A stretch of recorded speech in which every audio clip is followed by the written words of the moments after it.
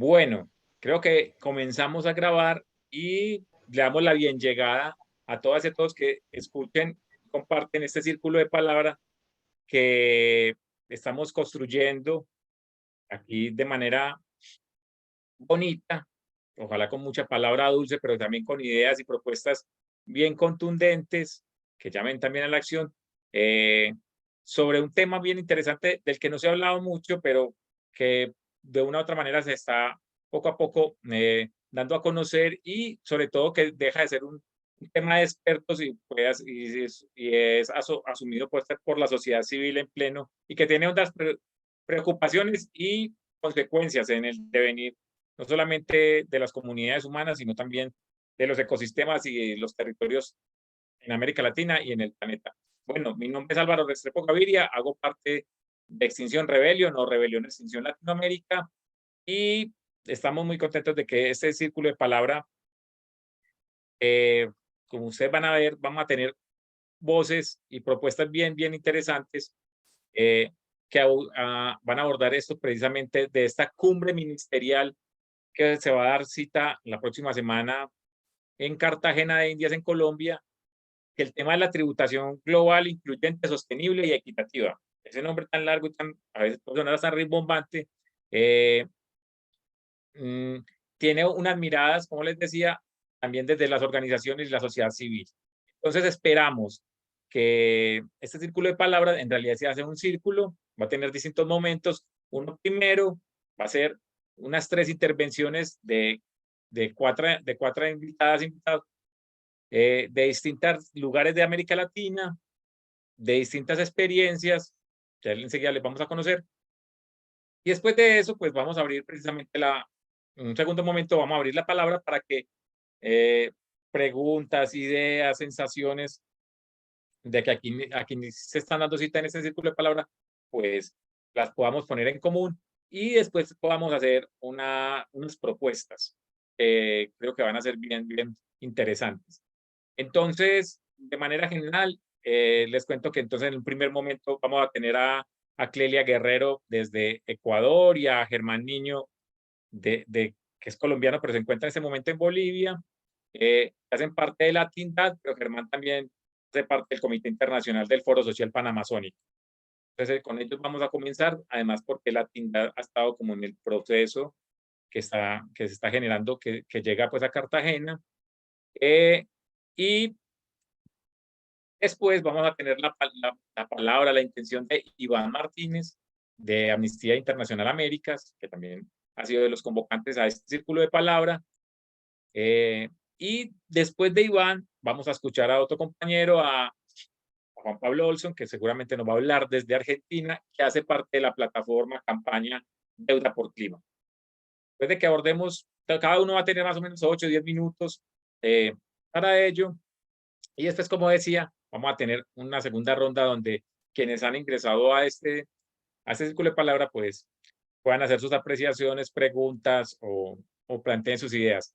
No siendo más, le damos la palabra entonces a Clelia y a Germán, que hacen parte de la Tindad, y Germán en tu doble labor como integrante pues, del Foro Social Panamazónico. Bien llegados, Clelia y Germán, y les escuchamos. Bueno, Muchísimas va a gracias. iniciar Celia, gracias. Sí, súper. Bueno, muchísimas gracias por la introducción y por generar este espacio, pues que, como bien decías al inicio, trata un tema que quiere dejar de ser un tabú y llegar a ser, eh, sí, más algo apropiado, ¿no? En el que sea una iniciativa que tenga un espíritu y busque objetivos más humanos, más ciudadanos, más sociales, ¿no? En ese sentido, quiero iniciar contándoles de dónde viene la iniciativa, qué originó que estemos hablando de esto ahora. A continuación les contaré de qué se trata exactamente y luego un poco de las ideas, las expectativas que se tienen de este espacio y las recomendaciones que como Latindad, como Red de Justicia Fiscal y como organizaciones de sociedad civil en general, creeríamos que deben considerarse. Entonces, para empezar, ¿de dónde viene la idea de tener una cumbre latinoamericana y caribeña que de alguna forma reestructure la fiscalidad internacional y global ha sido algo que se viene trabajando desde probablemente 2 décadas atrás. Esto se ha propuesto en muchísimos espacios y de hecho en el último encuentro que tuvimos con parlamentarios en Colombia el año pasado, la primera recomendación que se generó en ese espacio fue justamente hay que sentarnos a conversar. Como región ha pasado mucho que tenemos espacios como de coordinación probablemente muy limitados, quizás solamente bilaterales o entre clubes pequeños de países, mientras que en regiones como Europa o como África existe la coordinación de qué como región les conviene, qué como región están movilizando, qué como región necesitan para que sus objetivos de desarrollo sostenible, objetivos de país, objetivos de recaudación, de cualquier tipo, se logren cumplir, ¿no? Entonces, como punto 1, esto no es algo que surge solo en Colombia, esto de aquí viene hablándose desde hace rato porque estos espacios existen en otras regiones, son necesarios, de hecho, sí, como que viabilizan muchísimo el tener no solo cooperación en términos técnicos, sino también en toma de decisiones, porque para ir un paso más adelante en el sistema global de tributación, el año pasado también, en noviembre, se generó una decisión en el marco de Naciones Unidas en el que se dice, bueno, podemos revisitar la forma en la que se deciden las políticas mundiales alrededor de la tributación y la fiscalidad, y las Naciones Unidas, siendo un espacio más inclusivo que la OCDE, que es un club más cerrado, digamos, de países, se hace cargo de dar la oportunidad de que se genere un espacio más inclusivo, que todos los países puedan opinar, decidir y aportar en igualdad de condiciones. Esa es la búsqueda que, como digo, se inició hace 20 años. Con esta aprobación en Naciones Unidas, que inició en noviembre del año pasado, hace como mucho más meritoria, mucho más imprescindible el hecho de que Latinoamérica pueda tener una posición conjunta dentro de ese espacio global. ¿Sí? Entonces, esa es como el antecedente. Y en Davos, surge la noticia, ¿no? O el llamado desde el gobierno de Colombia, pues nos tenemos que poner de acuerdo para evitar la competencia y evitar pisarnos los talones como región y también con el resto de países del sur global. Entonces, ese es el antecedente.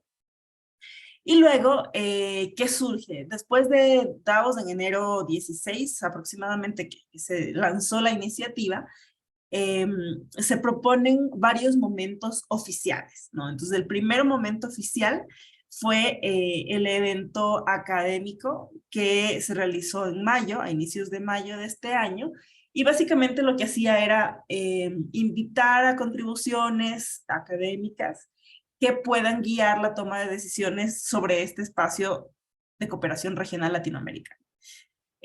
Allí hubo también mucho debate porque inicialmente era puramente académico y la sociedad civil, si bien estaba siendo parte del comité organizador, junto con el Ministerio de Hacienda y Crédito Público de Colombia, junto con FEDesarrollo, junto con otras organizaciones como Oxfam, ICRIC de Justicia, etc., la sociedad civil no tenía, o sea, sí una organización de sociedad civil quería proponer alguna forma de conocimiento o alguna propuesta respecto de la fiscalidad internacional, no iba a ser aceptada, entre comillas, por los términos y condiciones que se imponían en la concepción misma del evento académico. Entonces, esto fue algo que desde sociedad civil, nosotros, las organizaciones que formaron parte de este comité organizador inicial, se movilizó muchísimo hasta que se logró generar un espacio en al menos algunos de los ejes que se concebían para la cumbre académica, ¿no? Entonces, esta fue una gran, de alguna forma fue una victoria, digamos, una pequeña victoria. No obstante, este es solamente un momento, e igual de ahí se supone de esta cumbre académica que se iba a generar un documento de recomendaciones, que de alguna forma guíe nuevamente las decisiones de los ministros ya en la cumbre de Cartagena que se viene. A continuación, otro espacio que se tenía previsto desde lo oficial era un espacio con CEPAL, en el que CEPAL se apoderó de ese deber de generar la forma de gobierno de esta cooperación regional. Entonces CEPAL dijo, bueno, que no sea una cumbre con una sola reunión de ministros, sino que hagamos que esto sea algo más sostenido en el tiempo, que sea un espacio de toma de decisiones real, etcétera. Y para esto hubo una reunión en mayo en la que se conversó de cómo más o menos podría funcionar este espacio de toma de decisiones. Lamentablemente no existe todavía, no es tan público, digamos, lo que se obtuvo de esa reunión, pero es parte de la agenda de la cumbre, entonces en la cumbre sabremos qué es lo que se decidió al respecto, ¿no? Importantísimo allí que sociedad civil igual tenga como alguna forma de consejo consultivo en el que pueda guiar o soportar las decisiones que se tomen en ese espacio. Y bueno, ya el siguiente evento oficial es la cumbre que se viene ahora en este mes de julio. No obstante, nosotros dentro de este espacio de tiempo y dentro de este marco, de este proceso, hemos generado otros espacios que este contribuyen nuevamente, valga la redundancia, a contribuir en este espacio que se está concibiendo y que es una gran oportunidad para que algunos esquemas se rompan, ¿no? Y una de estas fue el evento de sociedad civil y movimientos sociales que se hizo justo inmediatamente después de la cumbre académica, a inicios de mayo.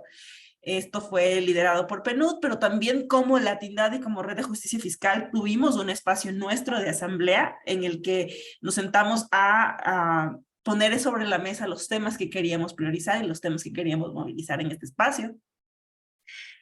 Otro espacio importante que se generó también desde Latindad y la Red de Justicia Fiscal fue una conjunción entre movimientos sociales feministas, que también se está generando una postura desde ese espacio y unas recomendaciones que se quieren entregar o al menos difundir para la toma de decisiones de esta cumbre. A continuación hubo también un encuentro en Panamá, en el que se trataba de ver la realidad caribeña y centroamericana, que muchas veces está relegada porque la mayoría de las reuniones y representaciones centralizan la cosa en Sudamérica. Entonces, un poco para equilibrar, digamos, fuerzas en ese sentido.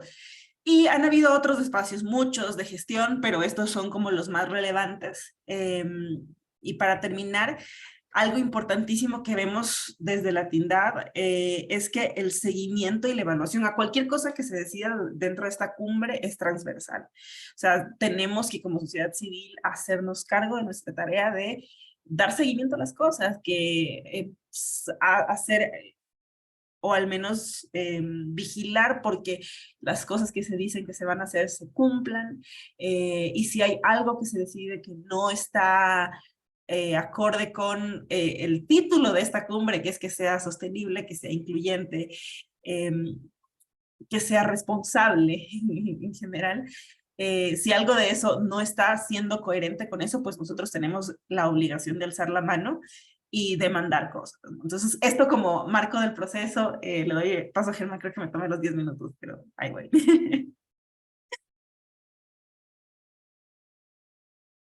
Te escuchamos, Álvaro. Bueno, muchas gracias, Kelia. Bueno, este es el marco para que ustedes tengan, digámoslo, una percepción de lo que nosotros hemos denominado procesos de inclusión y de participación de la sociedad civil en diferentes espacios. ¿Sí? Este espacio también hemos tenido el cuidado también de irlo generando en el marco de la CELAT, que se logró una figura que se denomina CELAT Social, que es un espacio permanente de participación de la sociedad civil, y también en este momento lo estamos trabajando en el marco de la cumbre de los presidentes de la Amazonía, también como un espacio permanente, esta vez en alianza entre el Foro Panamazónico, la Red Eclesial Panamazónica y la Asamblea Mundial de la Amazonía. Esta es una línea que hemos ido, digamos, fortaleciendo, sabiendo lo difícil que es el ingreso a estos espacios, que son espacios históricamente cerrados. La lógica que estamos tratando un poco de modificar es que cada vez tengamos la percepción de que necesitamos esta inclusión. Esto no elimina ni echa por abajo los procesos de movilización, de incidencia en otros espacios, de organización de la sociedad, sino es una esfera que se suma a esto que hemos denominado como cualificación de los movimientos sociales y de la participación en la incidencia con los espacios de toma de decisiones. Bueno, digamos lo que es una identificación, nos ha traído varios desafíos y uno es ponerse de acuerdo, ¿sí? Y aquí en digámoslo, proceso, especialmente en el evento académico, repensando la tributación global hacia un sistema incluyente, sostenible y equitativo, nos pusimos de acuerdo en torno al tema de los principios del cumplimiento de las ODS y el respeto a los derechos humanos. Y en esto entonces hemos hecho llegar ya en orden de recomendaciones 10 temas que consideramos 10 temáticas que ya están en manos de los ministros de Hacienda, esta vez incluidos desde el Ministerio de Hacienda de Colombia. El primero de ellos es beneficios tributarios. Los voy a mencionar porque el tiempo no me da para poder entrar en detalles. Entonces, el primero es de beneficios tributarios, que tienen que ver con a quién van dirigidos y a la transparencia que estas deben de tener. Transparencia, eficiencia y equidad, ¿sí? De los sistemas fiscales. Ahí cada tema de estos, compañeros y compañeras, eso es de un técnico, se lo digo yo, pues que no soy economista, ya Kelia en esto es la que conoce y profundiza más en esto, pero son de un técnico, pero nos obliga también a entrar allí. El segundo es políticas tributarias para el cumplimiento de los ODS y la garantía de los derechos humanos. El tercero es el tema de la tributación ambiental, como tema dirigido a quien en los sistemas tributarios, quién se ve favorecido y qué lógica de actividad económica se privilegia. El otro es progresividad del sistema tributario, ¿sí? El cuarto. El quinto es el nexo con los impuestos de renta. Como ustedes saben, el impuesto de renta ha sido un tema de bastante debate, en especial en el tema de que los ricos paguen más, ¿sí? Y esto ha tenido avances significativos. Hemos también hecho varias campañas y acciones en ese sentido. El otro es la tributación internacional. El sexto, tributación internacional de las empresas de la economía digital. El séptimo es adaptación del sistema tributario a las nuevas realidades del trabajo. Esto ya es un ponernos en las condiciones que hoy tenemos de cómo se ha modificado el trabajo en el contexto de nuestras sociedades. El otro es el intercambio de información tributaria, que es muy, muy fundamental, especialmente en lo que tiene que ver con el tema de paraísos fiscales, que también hemos venido trabajando, porque es que esto conecta con mucha cosa. Paraísos fiscales, la evasión y elusión de los impuestos, y en general, el marco de todo esto es el tema de justicia fiscal, justicia tributaria. El noveno es resolución de disputas, que ustedes saben que eso es un berenjenal, ¿sí? Esto cuando entra el tema multilateral de las operaciones económicas, esto se vuelve a veces lugares que son absolutamente bizarros, por decir algo. y la inadecuación del principio de plena competencia de posibles soluciones. Este es el 10º, ¿sí? Como ustedes ven, solo por los títulos, y no entro en el detalle, son temas que necesitamos conocer, comprender y saber cómo es que eso afecta la vida del día a día. Entonces, creo que con esto ya cumplo mi tiempo, ¿cierto, querido Álvaro? Sí, Germán, y pues y agradeciéndoles Listo. pues, a Clelia y a ti, pues por generarnos este contexto que igual nos pone en situación de algo que en realidad es poco conocido, como decía al comienzo, que ha sido más manejado con una discusión desde los expertos, pero que es muy bueno que la sociedad civil los aborde y sobre todo en la defensa de derechos. Y creo que respecto a eso, vamos a tener a continuación a un querido amigo de Amnistía Internacional Américas, que es Iván Martínez, que es de México, nos va a compartir sus impresiones y apuestas desde Amnistía Internacional. Así que, Iván, bien llegado, como siempre, hermano, a este espacio. ¿Qué tal? Muchísimas gracias a Álvaro, a todas las personas que se unieron. Pues bueno, mi nombre es Iván Martínez, soy encargado de campañas en la Oficina Regional de Amnistía Internacional, encargado de justicia climática. Y pues bueno, lo primero que nos gustaría decir desde Amnistía Internacional, muy de la mano de Deuda por Clima, es que la deuda de los estados es con los derechos, ¿no? En este marco de esta cumbre, que como vimos viene en gran parte desde la sociedad civil y agradecemos bastante como todo el seguimiento que se le ha dado, Amnistía Internacional se posiciona del lado de la lucha contra las desigualdades históricas que pues no permiten el pleno disfrute de nuestros derechos humanos, así como de la justicia climática, ¿no? Y también pues no puede haber justicia climática o justicia social sin justicia fiscal. Actualmente la región de América Latina presenta pues, una baja recaudación fiscal. Latinoamérica y el Caribe recauda 21.7% de Producto Interno Bruto frente al promedio de 34.1% de la Organización de Comercio y Desarrollo Económico. Tampoco hay herramientas efectivas para la redistribución en gran parte de los países, lo cual asevera las desigualdades. Y asimismo, también hay un uso inadecuado de los recursos por la corrupción, que pues sabemos que es un mal que afecta a muchos de nuestros gobiernos, ¿no? Entonces también hace falta mecanismos de transparencia y rendición de cuentas. Frente a esto, Amnistía Internacional, además de tener un posicionamiento como basado en el marco internacional de derechos humanos, nos unimos a las demandas de distintos colectivos, organizaciones de justicia climática, justicia social, de género, por la salud, porque entendemos que, como menciona Álvaro, este ha sido un tema que pues se ha relegado como a la mano de expertos cuando es un tema que nos debe importar a todas las personas, ¿no?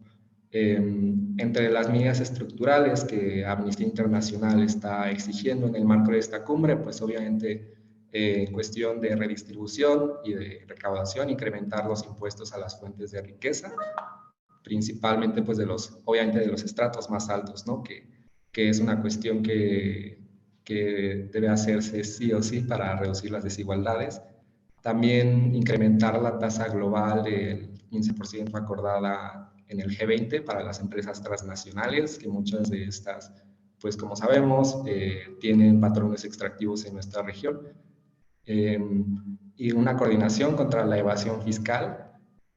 Y bueno, también muy de la mano de Deuda por Clima, estamos demandando una postura coordinada sobre deuda externa que al menos abogue por el alivio de deuda de los países pues, en mayor vulnerabilidad económica y a la vez climática, principalmente el Caribe. En este sentido, desde Amnistía decidimos trabajar 3 principales ejes. Voy a empezar con el de justicia climática, que pues es como el que más me concierne, pero no voy a dejar de mencionar los otros 2. Y para justicia climática me gustaría citar primero a la activista ugandesa Vanessa Nakate, de no nos podemos adaptar a culturas y territorios muertos. América Latina desafortunadamente se está viendo afectada en una forma desproporcionada por la crisis climática. Apenas hace poco salió un nuevo informe de la Organización Meteorológica Mundial que muestra que las temperaturas han aumentado en promedio 0,2 grados centígrados por décadas en los últimos 30 años, que es la mayor tasa a nivel global. Esto pues se ve expresado en fenómenos repentinos como huracanes, tormentas, lo cual causa inundaciones, pero también en fenómenos de evolución lenta que muchas veces no se toman en cuenta, como el aumento del nivel del mar, la desertificación que está generando pues la muerte directa de territorios, ¿no?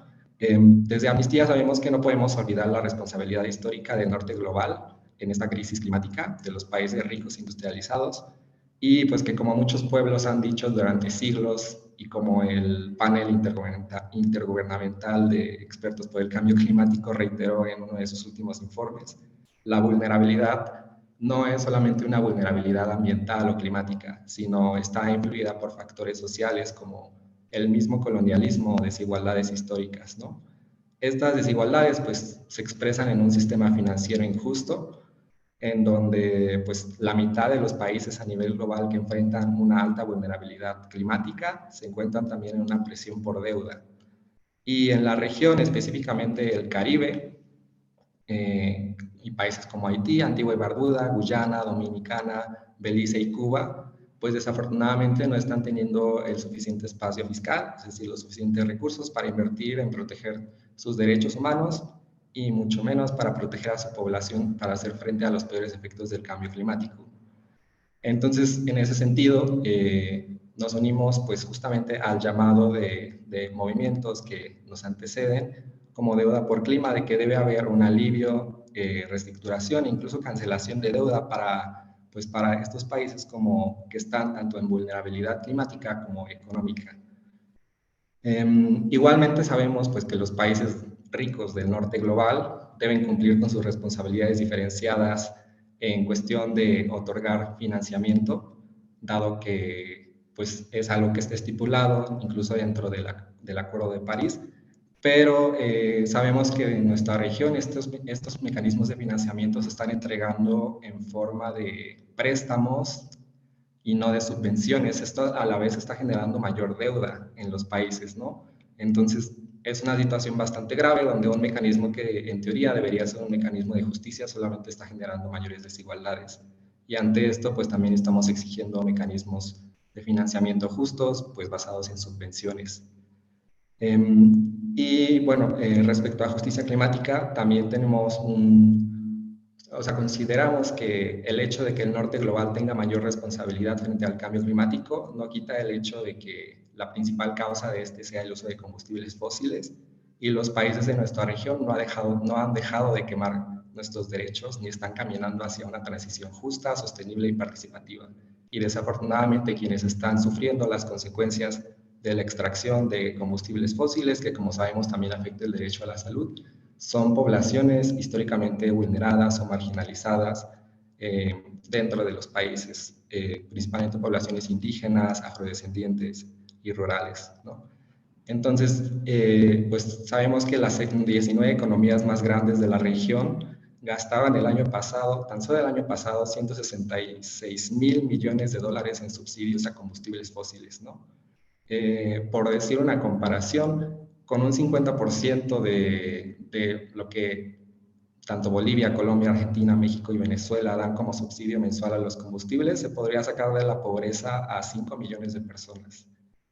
Frente a esta realidad exigimos no solamente por una cuestión de justicia histórica frente al norte global, como ya mencionamos, y alivio de deuda, sino también la eliminación de los subsidios a los combustibles fósiles, como está estipulado en el Pacto de Glasgow, desde políticas graduales, ¿no? Que de aquí a 5 años se eliminen estos subsidios y utilizar ese espacio fiscal para combatir la crisis climática, generar políticas de adaptación, pérdidas y daños y atención a los sectores más afectados por la crisis.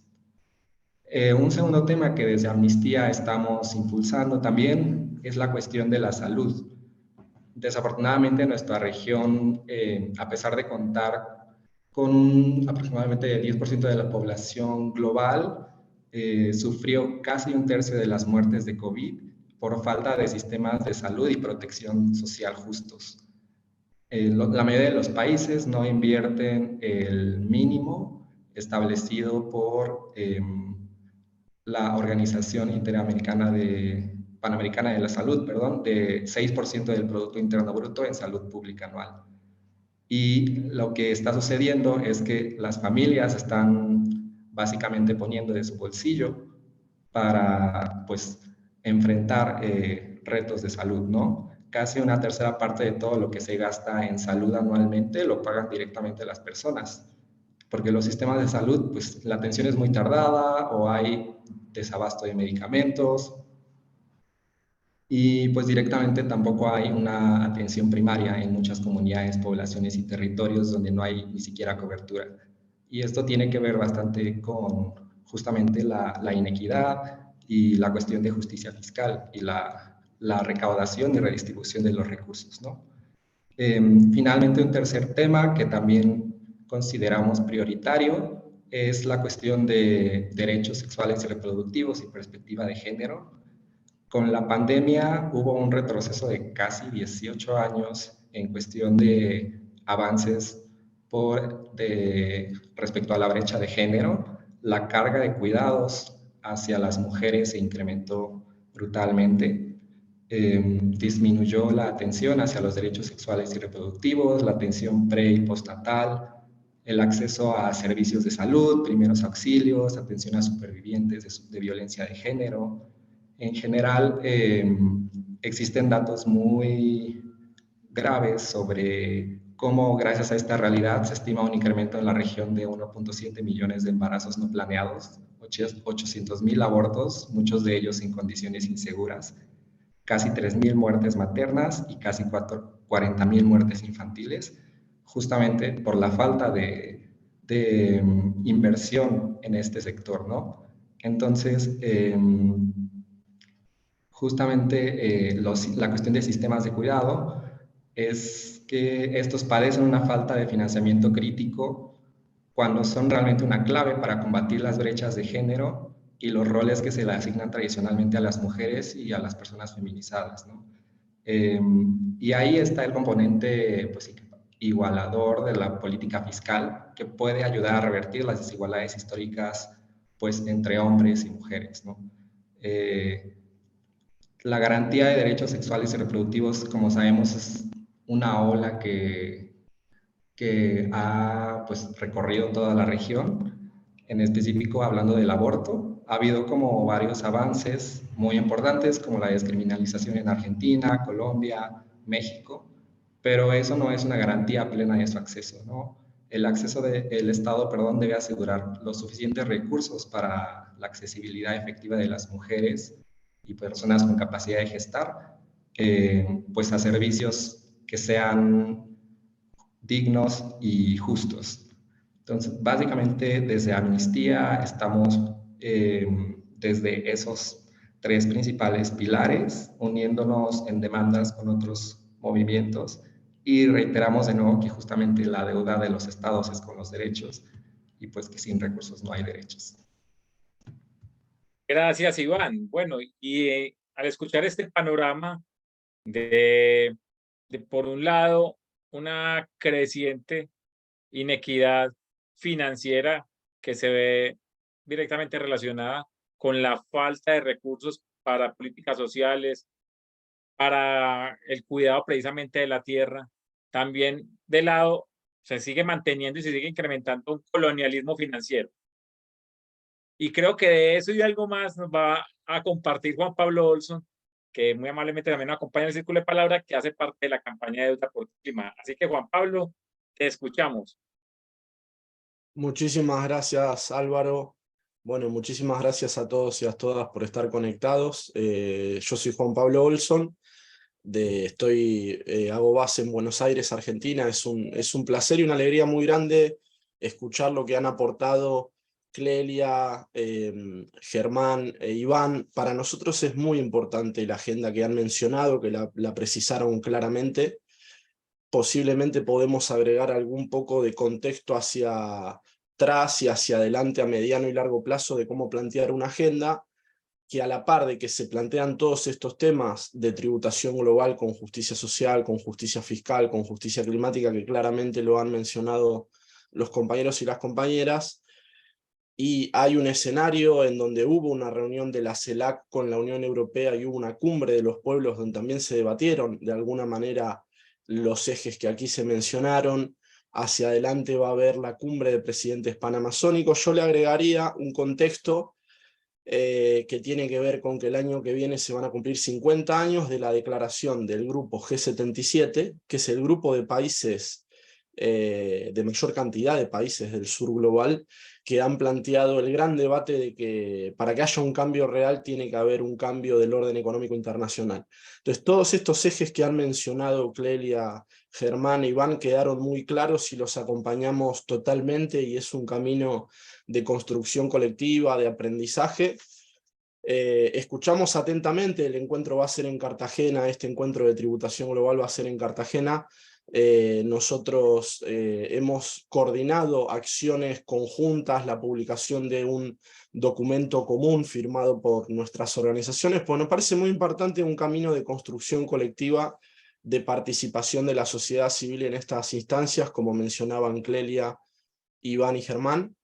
Y a nosotros le agregamos la preocupante situación de que es indudable que la crisis climática avanza. Solo basta ver las noticias del hemisferio norte, cómo las olas de calor realmente están arrasando con las distintas ciudades, aumentan los fenómenos climáticos extremos. Entonces yo un poco recuperaría la intervención del presidente de Colombia, Gustavo Petro, que le da un marco político de este análisis de lo que es la relación entre la crisis climática. Él habla de un concepto de canje de deuda, nosotros tenemos otra visión. Creemos que en el debate climático tiene que haber muy claramente una unión de los países de América Latina y el Caribe y el sur global, una única voz que cuestione tres principales ejes que me parece que son un poco las causas del subdesarrollo, las causas de las faltas de recursos, que es el colonialismo, el extractivismo. Se siguen profundizando las iniciativas extractivas en América Latina y el Caribe, y un poco lo que decía Iván, ¿quiénes son los responsables? 100 empresas en el mundo son responsables del 70% de la emanación de gases de efecto invernadero. Entonces nosotros lo que aspiramos hacia futuro es seguir trabajando con todas las organizaciones como la Tindal, como Amnesty, como el Foro Social Panamazónico, como Pachamama, como Avispero, es decir, unir una agenda de articulación de movimientos de América Latina, del Caribe y del sur global en una agenda que realmente se comprometa para en el corto plazo, diría, lograr la acumulación de masa crítica y empoderamiento para llegar en el 2025, en la futura cumbre climática de la ciudad de Belén do Pará, convocada por el presidente Lula da Silva. A nosotros nos interesa mucho que haya un profundo cuestionamiento de lo que Álvaro mencionaba como la agenda de colonialismo financiero, como una dimensión de saqueo de los países del sur. Iván lo mencionaba muy bien, los que tienen una situación más crítica son los países del Caribe. Entonces para nosotros es muy importante estos encuentros, los encuentros de coordinación. Y brevemente, como las palabras de cierre, pues me gustaría darle la palabra a otro compañero, a Oscar también de Deuda por Clima. Para nosotros es muy importante unir nuestras voces en un solo puño, en una sola voz que reclame por mayor justicia social, justicia climática, justicia fiscal, porque como decía Petro, de no consolidar una masa crítica que plantee fuertemente estos temas, Petro hablaba de que la crisis climática va a afectar sobre todo a América Latina y el Caribe, las islas del Pacífico, África y el sudeste asiático, y Petro mencionaba la palabra que nosotros también hablamos, que es que, bueno, pareciera que hay una agenda de Davos, de las corporaciones y del G7, y hay otra agenda de las organizaciones, de los gobiernos del sur global, y lo preocupante es que la agenda de Davos es posible que prevea una idea de población, como decía Petro, población desechable y territorios de sacrificio. Entonces, estos encuentros y esta agenda común que estamos trabajando son pasos importantes para avanzar en la presión desde la sociedad civil para realmente profundizar una agenda de justicia fiscal, justicia social y justicia climática. Así que por mi parte no quería tomar mucho la palabra, sino mencionar algunos temas de la importancia de este encuentro, de la articulación, de las organizaciones y de la cumbre. Agradecer a todas las organizaciones con las que estamos trabajando y por mi parte, bueno, agradecer la posibilidad de aportar la palabra. Muchísimas gracias. Gracias, Juan Pablo. Bueno, y como mencionaste, pues le damos entonces la palabra a nuestro querido amigo Óscar Zampayo desde Colombia, también de parte de la campaña de Deuda por Clima. Óscar, te escuchamos.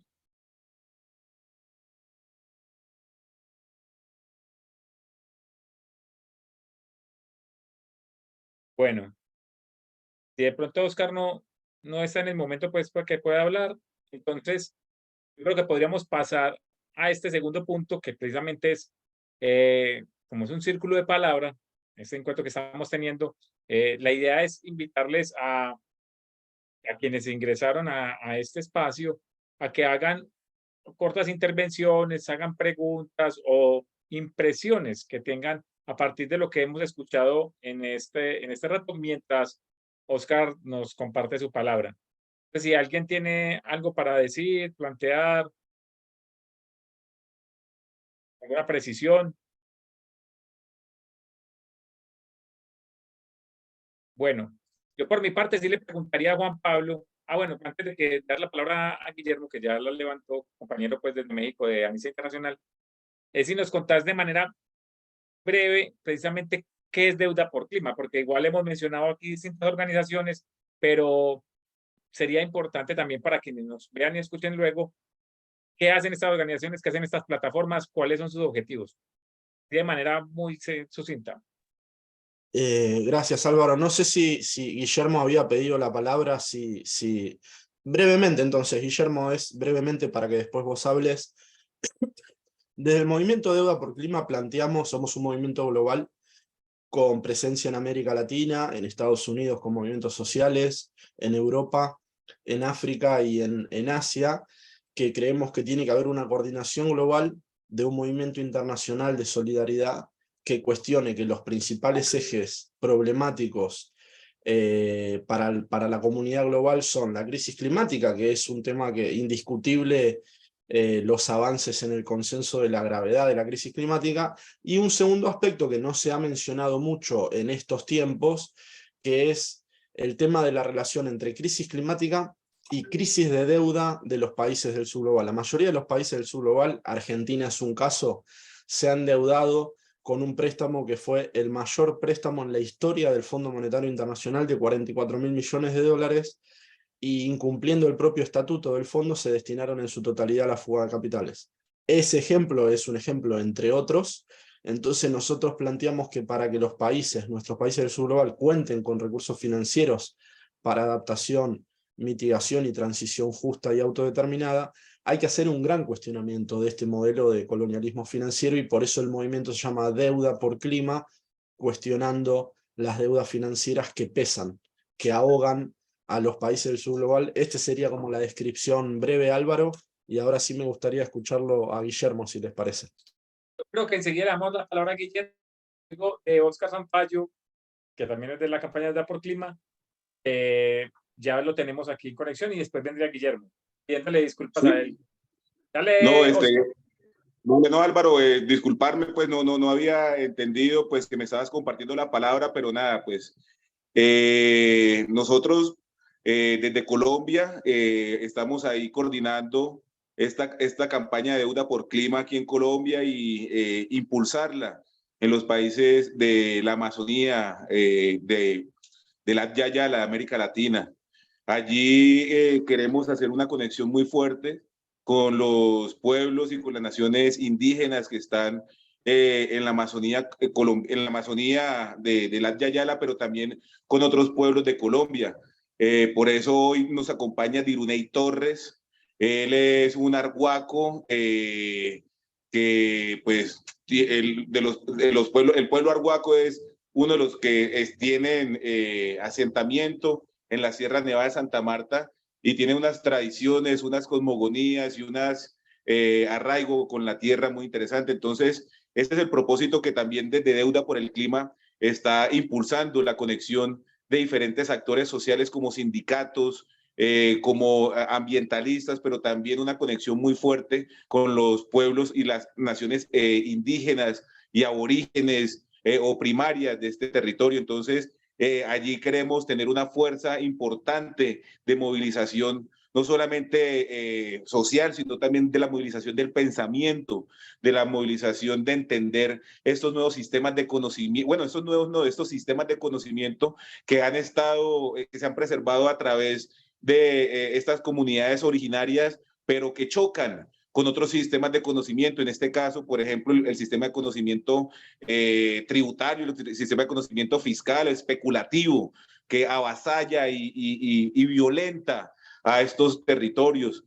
Allí queremos también generar estos diálogos entre diferentes actores para dar a entender que estos sistemas de conocimiento, nuevamente menciono estas dos palabras, sistemas de conocimientos indígenas propios que están en los pueblos originarios, han logrado preservar mejor la naturaleza que otras figuras de protección como los parques naturales, otras figuras de protección que han establecido en la normativa. Entonces, esto hay que valorarlo, esto hay que entenderlo y esto es la realidad de acciones para detener el cambio climático. Esto es en lo concreto, mantener viva, mantener en respeto y mantener, preservar a estas comunidades originarias, tanto contactadas como de las no contactadas, es fundamental para la tranquilidad de la naturaleza, porque han sabido convivir de manera armoniosa en su gran mayoría de estos pueblos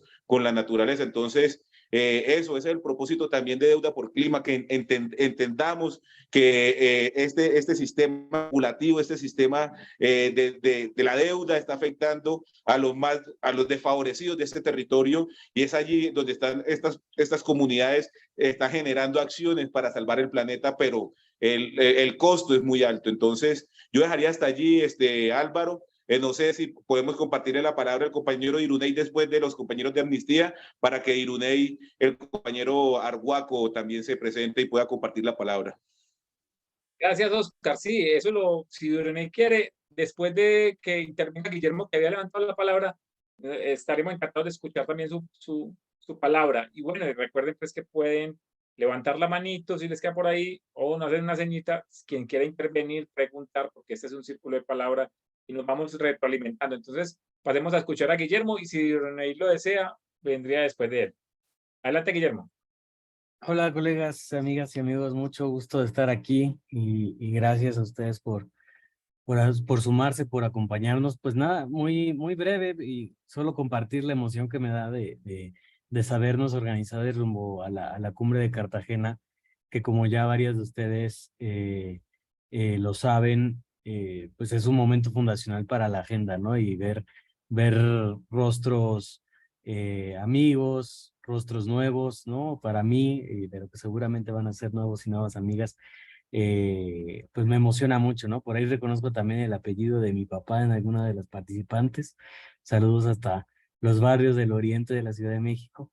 Pues nada, solamente contarles que creo que ponernos de acuerdo sobre esta agenda es crucial, ¿no? Y reconocemos con mucha humildad que Amnistía Internacional pues llega tal vez un poquito tarde, ¿no? Pero nunca es tarde para sumarse a estos temas y para la reivindicación de derechos humanos en materia de fiscalidad, en materia de deuda, e insistir que vamos con esta intención de poder arropar o sumarnos pues a los movimientos, organizaciones que llevan años demandando justicia fiscal, tributación global, pero también con la firme convicción, ¿no? Y la digna rabia al respecto de que no basta.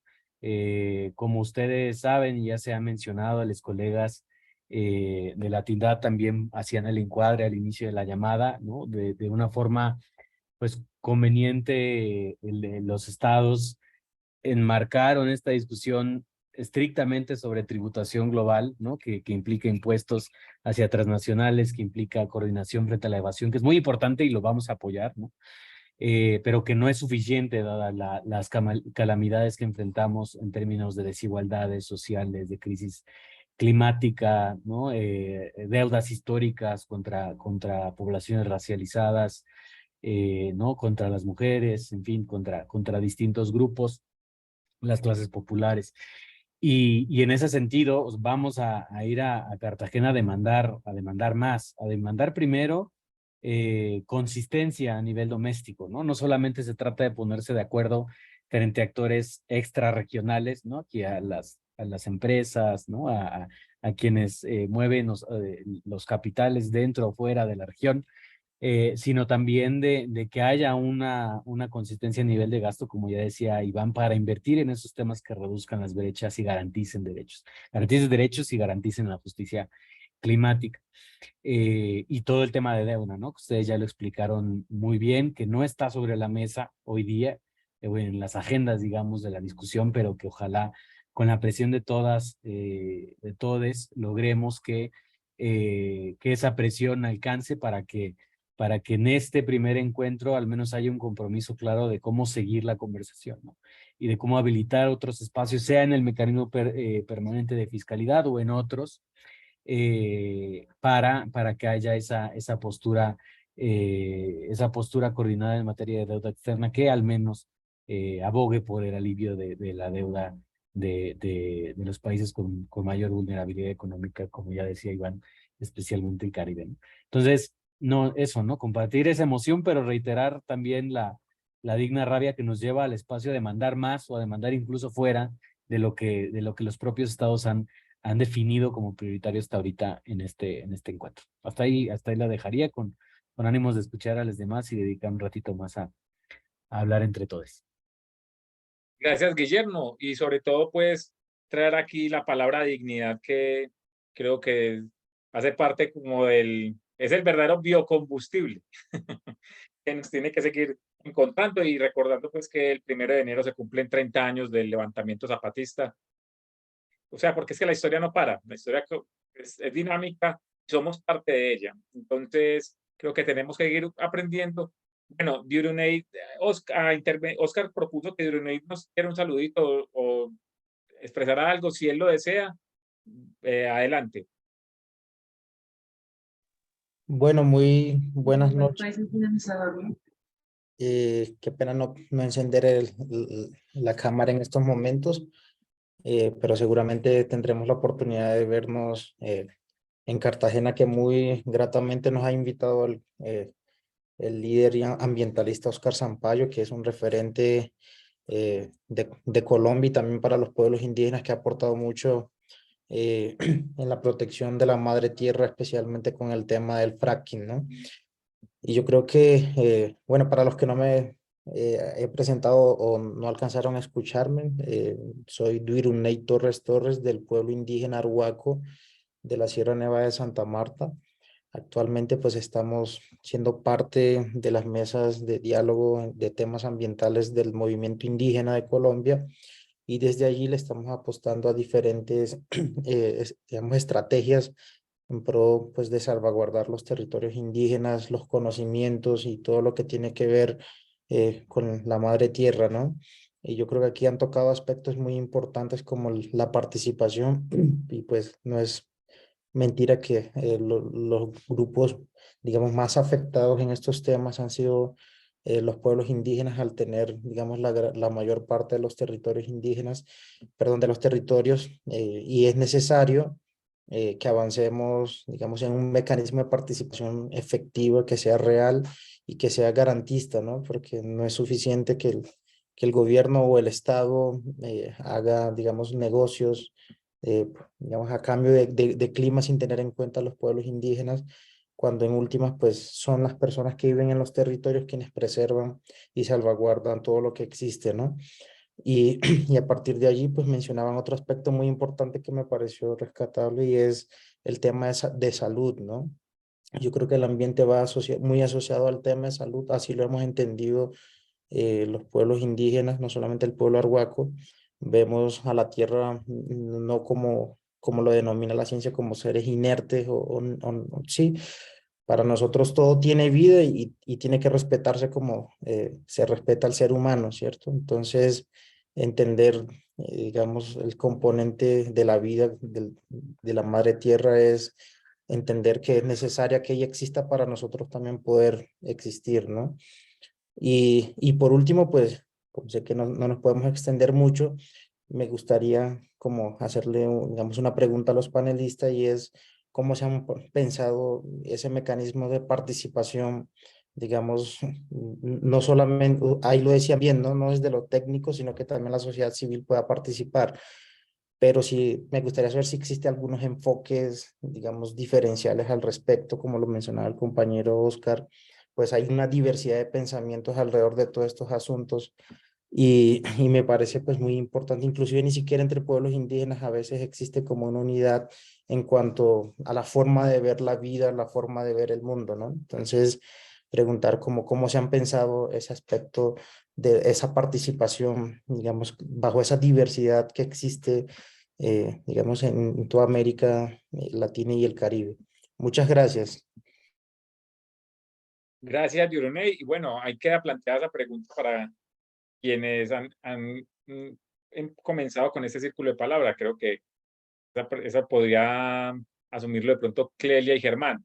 No sé si otras personas de ese círculo de palabra tienen alguna intervención, pregunta o idea, y si no pasamos a tratar de resolver esa inquietud de Dironey. Hay una pregunta en el comentario de Ángel Uriel que dice, ¿cómo podemos informarnos al respecto sobre estos temas? En mi caso es la primera vez que escucho hablar de la deuda por clima y de este evento de la cumbre latino-caribeña.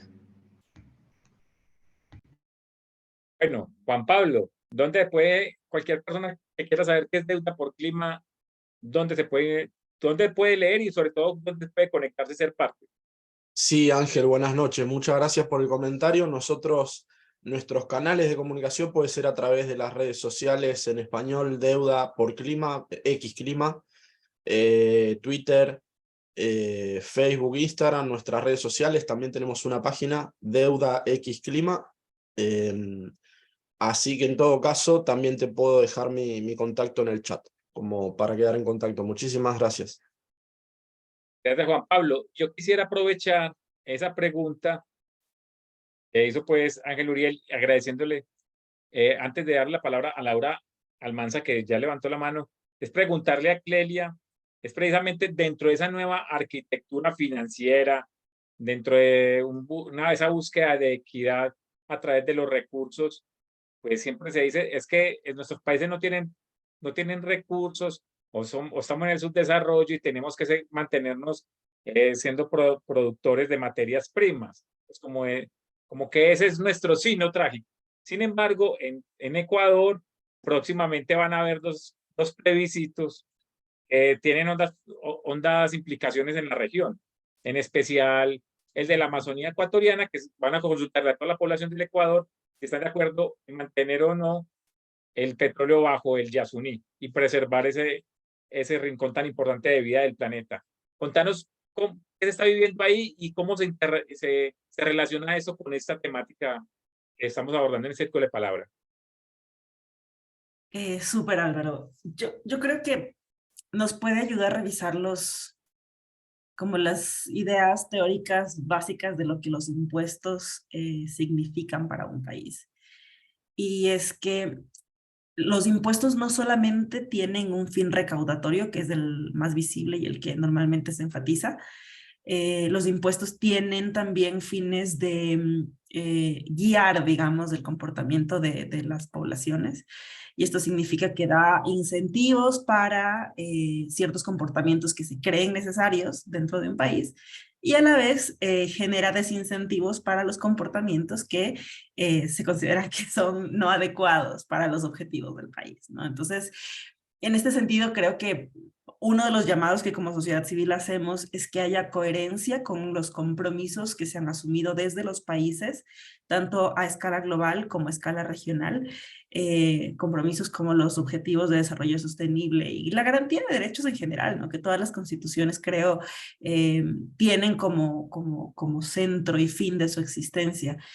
Y en este sentido, por ejemplo, no tiene ni pies ni cabeza o es totalmente incoherente que se beneficien con exenciones tributarias operaciones mineras dentro de espacios como la Amazonía. es incoherente totalmente, ¿no? Entre otras cosas, si no tenemos recursos para financiar inversión social, que es o sea, es totalmente necesaria, cómo podemos dar fondos de, no sé, beneficios, nuevamente exenciones a empresas multinacionales que se han crecido y beneficiado y generado más multimillonarios de una región. Entonces, como eso es también una forma de buscar coherencia con no solamente los temas de recaudación, sino también con los incentivos o desincentivos que desde los gobiernos están dando con las políticas tributarias. Entonces, eso como cosa teórica, digamos. Y la otra cosa que también los impuestos se supone que deberían hacer es, voy a decir una palabra que puede asustar, pero ya la voy a explicar, es corregir las externalidades. Externalidades son cosas que cualquier acción, sea de producción o de consumo, genera y que no tenía como intención o como objeto general. Entonces, por ejemplo, supongamos que yo hago un asado, pero con ese asado genero humo para mis vecinos.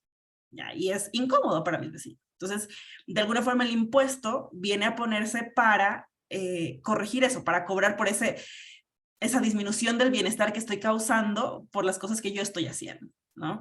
Y eso es algo que todavía no se logra realmente y que deberíamos aprovechar y que deberíamos, o que desde sociedad civil también se está movilizando, ¿no? De que además de la coherencia y además de la recaudación, se valorice, digamos, los recursos ambientales, los recursos como el cuidado, otro tipo de cosas que no necesariamente tienen un precio actualmente, pero que necesitan considerarse para que podamos, digamos, tener un desarrollo sostenible e inclusivo como lo estamos buscando. Eso como, digamos, concepciones o ideas más básicas de por qué y de qué estamos buscando. Y con respecto a Ecuador, nada, la verdad es, creo que estamos en un momento, no sé, como que mezcla un poco los dos polos, ¿no? El de la necesidad y la búsqueda de que algo sea distinto, pero al mismo tiempo hay un poco ¿cómo decirlo? No es indiferencia, pero cuando ya nos damos al dolor, en el sentido de que falta un año solamente de gobierno y es muy difícil que cosas tan estructurales como las que han afectado a nuestro país en esta época se corrijan o logren realmente un cauce, digamos, importante dentro de lo que queda de gobierno, ¿no? Entonces, siento que son también unas elecciones ahí un poco... sí, no sé cómo describirlas, pero ya digo, siento que tienen esa polaridad. Y respecto de la decisión y de la consulta, pues nada, ahí trabajando y moviendo y cruzando los dedos para que tomemos la decisión más coherente nuevamente con todas las cosas que decimos buscar como país. Gracias, Clelia. Y bueno, de antemano digo que desde distintos colectivos pensamos hacer unas acciones donde la gente también vote, haga el ejercicio, así no tenga, no, por lo menos el efecto simbólico de que estamos, por lo menos diciéndole sí al Yasuní también, en el sentido de que no solamente esas decisiones competen a la población de Ecuador, sino que tienen hondas implicaciones en el mundo y que la gente debería sentir que lo que pasa en cualquier lugar le compete y debemos estrechar lazos y sobre todo fuerza y cariño. Bueno, Laura Almanza tenía levantada la mano y también después sigue Juana Maya. Laura, te escuchamos. Si quieres, perdóname Álvaro, Dale, Germán. si ustedes me lo permiten y de antemano pido disculpas, me gustaría hacer unos comentarios porque tengo en este momento que salir y bueno, pero quería también aprovechar. Entonces, si me lo permiten, puedo tomar la palabra. Dale, Germán, y le agradecemos a Laura y a Germán por esperar un momento y te escuchamos. Gracias, gracias Juan, gracias Laura por su comprensión. Entonces, mira, con respecto a la pregunta que hacía el compañero, con respecto a todo la mirada de carácter, digámoslo, diferencial, ¿sí? Que hace referencia o que tiene como centro reconocer las diferencias, como muy bien lo ha planteado también, digámoslo, los compañeros. Lo que hemos venido insistiendo, por supuesto, es hay que mirar a las mujeres particular, su comportamiento también, toda esta problemática, pero también, y esto lo digo desde la intervención en el Foro Social Panamazónico y en lo de la Cumbre de los Presidentes, también en una mirada especialmente vista sobre las comunidades indígenas. No tengo tan claro, digámoslo, como lo que significa, digámoslo, ya en términos de tributación para los pueblos indígenas. Sé que en Colombia tienen digámoslo, lo que son los territorios colectivos y demás, no tienen un peso igual que para el resto de las otras poblaciones. Ahí hay una mirada, digámoslo, también diferencial. Lo que ya entra a ser muy importante es la forma como, porque la otra pregunta es, muy bien que se haga la tributación, pero el complemento de la tributación es lo que luego se va a hacer en la redistribución. Y ahí es donde ya la cosa muchas veces adquiere otro carácter, porque muchas veces se complementa o se hace efectiva la tributación, pero en el momento, luego, cuando se va a destinar los recursos, es donde también hay que hacer los ajustes para que sea equitativa, para que sea igualmente justa, ¿cierto? Y ahí los pueblos entonces tienen una visión o deben de tener una visión que está referida a la labor que ya se ha especificado, sin duda, y está reconocido y fue reconocido en la cumbre técnico-científica ahora recientemente en Leticia como paso para lo de la cumbre del Amazonas, que los pueblos indígenas en sus territorios tienen un comportamiento frente al tema de deforestación excelente. De hecho, un avance fue el reconocimiento del sistema de conocimientos ancestrales de los pueblos, equivalente al sistema de conocimientos que se genera desde la ciencia. Para comentarles que el ejemplo que usó el presidente Petro y la ministra Susana en esa reunión estuvo vinculado, no sé si todos tienen esa referencia, con lo que sucedió con los niños y las niñas que se perdieron en la selva, que luego fueron encontrados en un trabajo de alguna manera muy significativo, ¿sí? Entre la ciencia, digámoslo, y los sistemas pues de rastreo y demás más especializados y el saber tradicional, que él fue el que pidió permiso y logró que la selva les permitiera volver a tener a los niños en el seno de sus familias. Entonces, esto es visibilizar esto da un paso muy importante, porque ahí es donde empiezan a jugar las diferentes visiones. Entonces, no solamente es desde la esfera de que un funcionario diga, bueno, incluyamos a las mujeres, sino también desde la escucha y de la interlocución de los sistemas de conocimiento y de las sabidurías y ciencias que también entran a jugar al momento de esa decisión. Ahora bien, con lo del tema del Yasuní, que es una cosa muy interesante, ¿sí? Pero esto va atado, y ahí es donde es muy valioso también verlo, a una visión de un modelo económico. Esta visión de un modelo económico es la que está diciendo, tenemos que cambiar la matriz energética, es decir, tenemos que hacer una transición energética y le agregan los amigos y amigas, justa y popular, porque sin esa concepción que impacta el modelo económico es muy difícil pensar que mejor dicho, la pregunta es ¿para qué se deja ese petróleo ahí en la tierra? ¿Sí? ¿Sí? Y la visión del cuidado allí, que la tienen muy clara las comunidades en sus visiones ancestrales, es el respeto, pero ese respeto es para la trascendencia, ¿sí? Para la preservación, no solamente de la naturaleza, sino de las culturas, porque todo eso va unido. Entonces ahí es donde también entran a conjugarse una cantidad también de visiones y sentires y sabidurías y conocimientos que son los que luego hacen la diferencia. Entonces quería aportar eso para que pudiéramos entonces,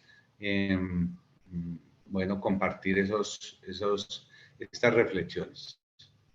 Muchas gracias, Germán. Bueno, le damos la palabra entonces a Laura y después sigue Juan. Adelante, Laura.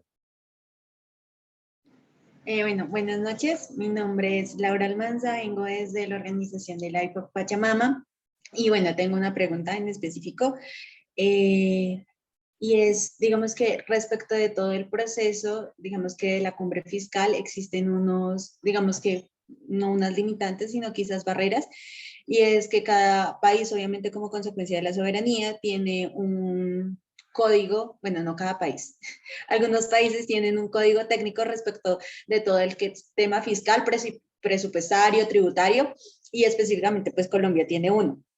Lo que ocasiona que en muchas ocasiones, digamos que este código, pues a pesar de que está un poco mal redactado y que se cambia cada año, pues genere más limitaciones e incluso, digamos que el presupuesto en ocasiones pues sea mal distribuido, ¿sí? Digamos que pues porque dan como las bases y reglas generales.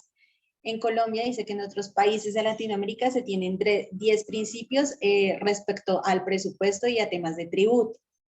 Mi pregunta exacta es, digamos que como consecuencia de esto, como lo han dicho anteriormente, es un tema muy técnico, digamos que en el que se va a ahondar en esta cumbre y se buscan, digamos que los objetivos que ya han planteado anteriormente los anteriores compañeros, cómo se puede hacer, digamos que, de saltar de este tecnicismo que pues se encuentran como objeto de codificaciones y en la ley, que por ejemplo es el caso de Colombia, para que después de esta cumbre sí se hagan acciones relevantes para que no solamente no se puede hacer porque esta codificación digamos que no lo permite o digamos que los principios fiscales y tributarios en Colombia se pueden escindir, digamos que si es por un bien superior o si estamos ante una emergencia económica, entonces cómo hacer, digamos que todos estos temas en los que estamos hablando sí exista una aplicabilidad al 100%, después digamos que la cumbre y este consenso que pues se va a hacer y que obviamente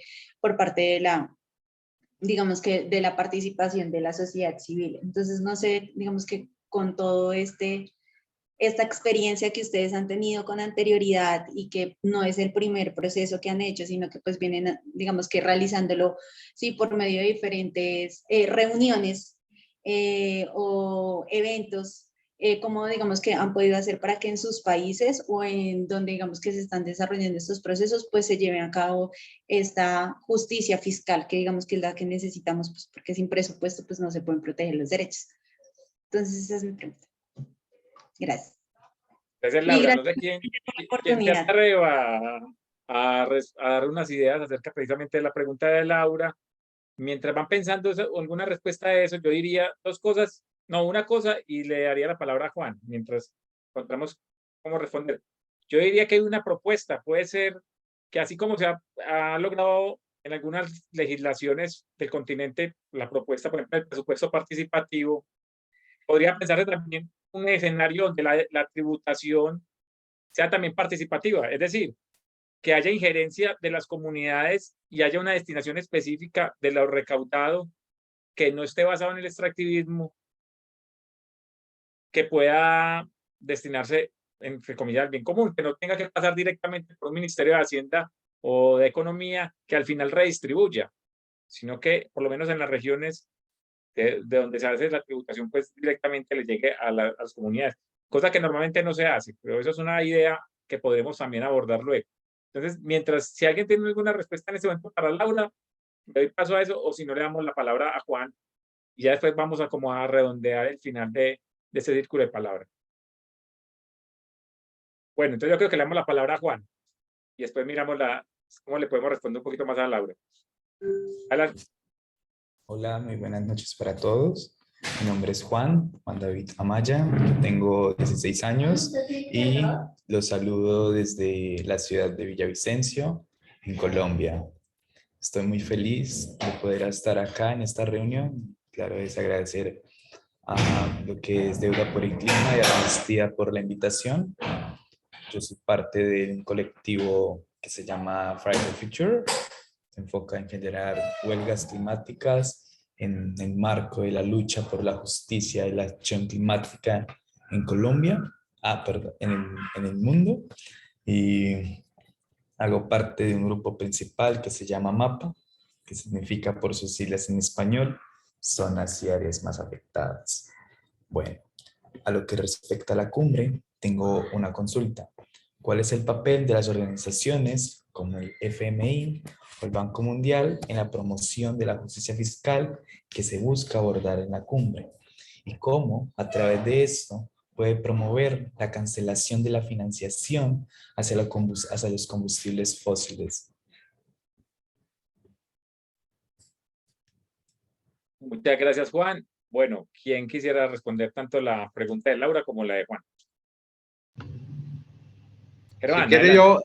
y con esto ya me voy, me disculpan, pero es que las dos preguntas son muy claves.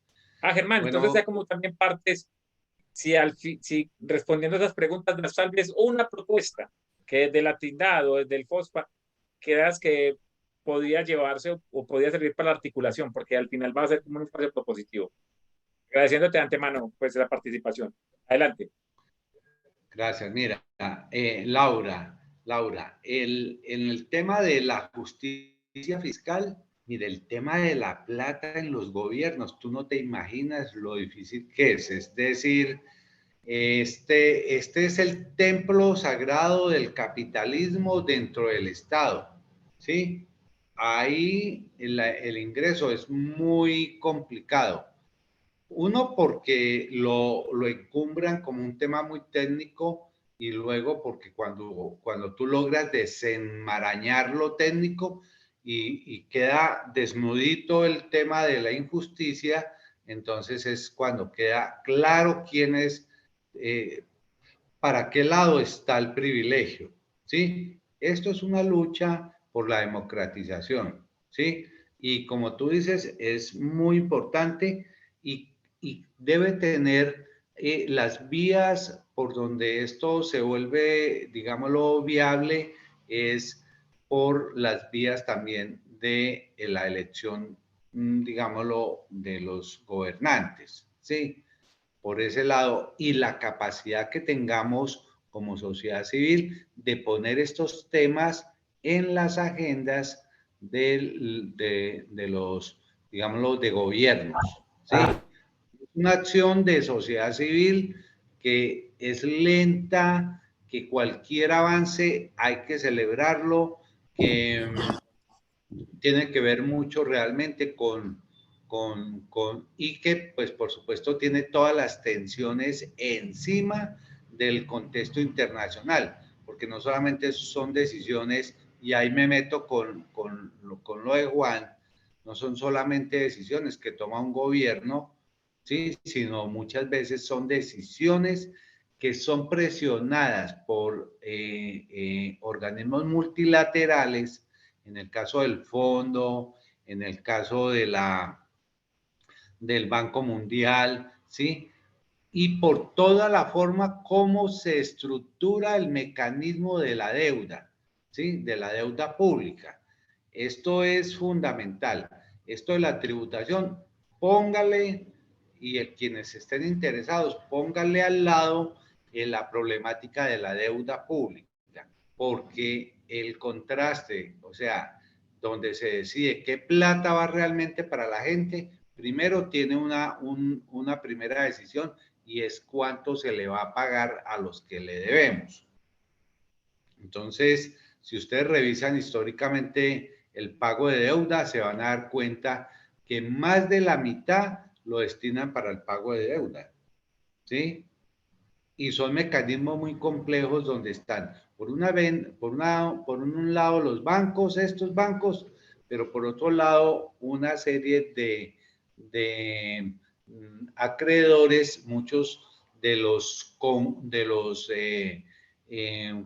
grupos económicos nacionales que llaman deuda interna y otros de grupos de acreedores internacionales que llaman deuda externa, pública, digámoslo, o privada. Entonces, eso es una cosa muy delicada. Pero entrándole, digámosle, a temas que vayan moviendo eso, porque esto es de la ortodoxia, es decir, cuando dicen subir los intereses en la banca, del Tesoro en los Estados Unidos, logra estabilizar. Ahora, por ejemplo, se logró estabilizar después de esa especulación tan fuerte que hubo al ingreso del gobierno de Petro. El ingreso se ha ido estabilizando el dólar como en 4.100 pesos. Eso ha significado casi 57 millones de dólares en la reducción de la deuda pública. Entonces, fíjense que todos estos componentes son como piezas de un mecanismo donde tú mueves una piecita y esa pieza afecta a todas las otras, y ahí entonces eso es, entonces hacer política en eso requiere de bastante conocimiento, que no es nada difícil, pues, porque el que se aplica y aprende, ¿sí? Y también mucho olfato y mucha intención política, sobre todo cuando estás pensando en términos de justicia fiscal y también en términos de lo que significa la deuda para los países como nosotros, nosotros debemos y hemos debido, y creo que por un poco de tiempo seguiremos debiendo plata al extranjero. Entonces, eso es lo que les quería comentar para que, bueno, no, es que eso salen una cantidad de preguntas ahí. De pronto lo que se podía hacer era de pronto otro círculo para comentar más cosas. Bueno, yo dejo ahí, muchas gracias. Gracias, Germán. Bueno, vamos a hacer como este último momento, este círculo de palabra, de antemano agradeciéndole a todas y a todos por su disposición, por su palabra, por escuchar atentamente estas miradas diversas sobre este mundo de la tributación, pero no solamente eso, es de cómo entendemos y construimos un tejido diferente, que al final, no solamente desde lo económico, sino desde nuestras relaciones con el pensamiento, con la vida, con la comunidad. Entonces yo les pediría para el cierre de este círculo de palabras, quienes lo deseen, una idea, una propuesta, sea desde sus organizaciones, sea desde ustedes mismos, o una palabra que les haya resonado de este círculo de palabras. Entonces, yo creo que podríamos seguir como en el orden con el que comenzamos. Entonces yo le pediría a Iván y a Guillermo, o a alguno de los dos, algo que quieran compartir, una palabra, una propuesta, un sueño que tengan de este tejido que estamos constituyendo. Adelante. Puede ser Iván, si quiere.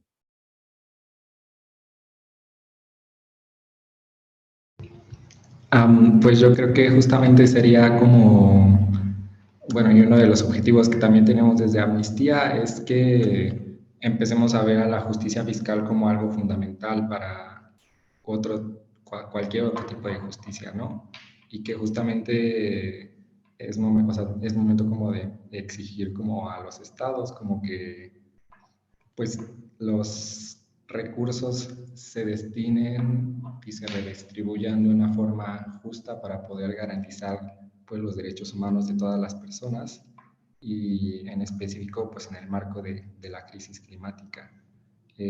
Yo me quedaría con esa cuestión, y pues yo sigo como enamorado del eslogan de deuda por clima, de la deuda es con los pueblos, la naturaleza, y pues agregar como la deuda es con los derechos.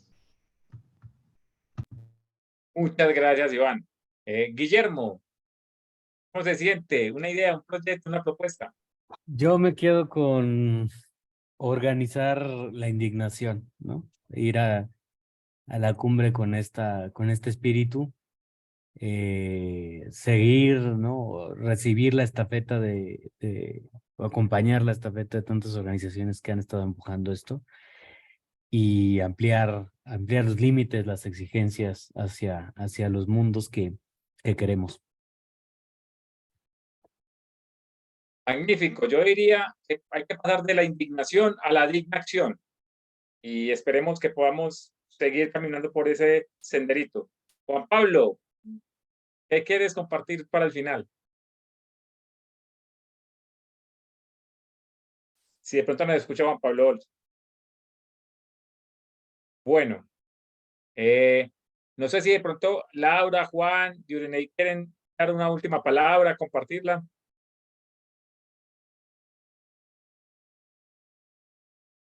Bueno, Juan, creo que te había quedado tu mano levantada, pero no sé si te encuentres ahí. Hola, hola. Sí, Juan, aquí estoy. hermano, Bueno, una última palabra, una sensación, un sueño que usted tenga frente a listo. este tema y otros. Creo que estamos en una era crucial donde debemos de definir nuestro futuro, lo que queremos para nosotros, para nuestras familias, para nuestros amigos y para todos aquellos que son cercanos. Las acciones que podamos tomar ahora van a definir el resto de lo que podamos observar en nuestra vida.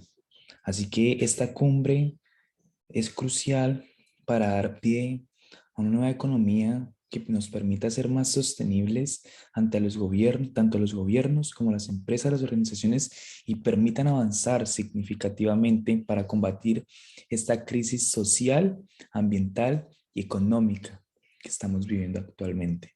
Así que yo escuché que dijiste un sueño. Creo que mi sueño sería ver un mundo más justo, transparente y sostenible para todos aquellos que los habitamos.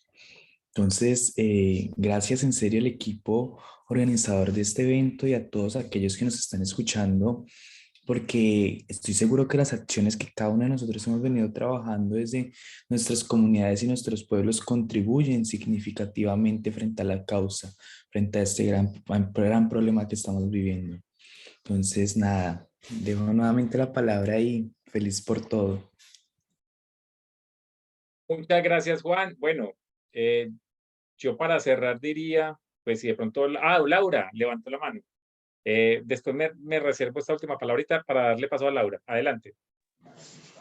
Nada, rápidamente, porque sé que de pronto ya es un poco tarde. Nada, agradecerles por el espacio, pues ojalá pues digamos que podamos cumplir con los objetivos, digamos por los cuales se tienen. Igualmente, digamos que mi objetivo es como también ligar todo el tema de la deuda por el clima también a un enfoque de género, entendiendo pues que las mujeres tienen una afectación diferencial y pues eso se ha comprobado específicamente más en Latinoamérica, mujeres afrocampesinas, indígenas, raizales e incluso dentro de los mismos grupos étnicos existe una diferenciación. Entonces, nada, pues es como el tema que también invita a las personas que están aquí a pensar un poco y también es no olvidar este tema del género y más con temas presupuestarios. Colombia solamente tiene una sentencia en temas tributarios que tiene en cuenta el género, que fue una sentencia ligada a usos de copas menstruales también como exentos de impuestos y es como una de las pocas sentencias que tiene un enfoque de género, entonces es también como para irnos ligando en qué países en América Latina tienen como sentencias y normas ligadas también como por deudas por el clima, pero también con un enfoque de género, claro, porque si solamente es, digamos que logramos que tengan un enfoque por deuda por el clima, pero seguimos dejando el enfoque de género de lado, siento que la tarea queda un poco incompleta. Entonces, igualmente agradecerles por la oportunidad, un placer conocerlos por este medio, espero conocernos pronto en persona y pues darles las gracias. Gracias, Laura. Bueno, yo lo último que diría es, estamos y seguimos tejiendo por la equidad, por la justicia, por los sueños, de todas las formas de vida, de todas las memorias, de todo, porque como decía Diorenei, todo siente. Y los recursos, la estructura económica en la que nos vivimos, que comenzó en su última etapa hace 50 años con la llegada de la dictadura en Chile, el advenimiento del neoliberalismo en nuestra región, pues ese ciclo esperemos que esté terminando y tengamos la capacidad de encontrarnos para crear con creatividad, con alegre rebeldía, otros caminos de equidad para todas las formas de vida, para todos los sueños, para todas las personas y las comunidades. Bueno, agradeciéndoles a los compas de Amnistía Internacional Américas por toda la colaboración para que este círculo de palabras se pudiera realizar, y a cada una y cada uno de los que aquí intervinieron, y a ustedes que nos vean luego y que sepan que vamos a seguir tejiendo. Esa es la idea. Somos el hilo y el tejido, somos el sueño y el soñador. Gracias. Muchas gracias. colegas. Un gran abrazo. Gracias. Gracias, Juan Pablo, Juan.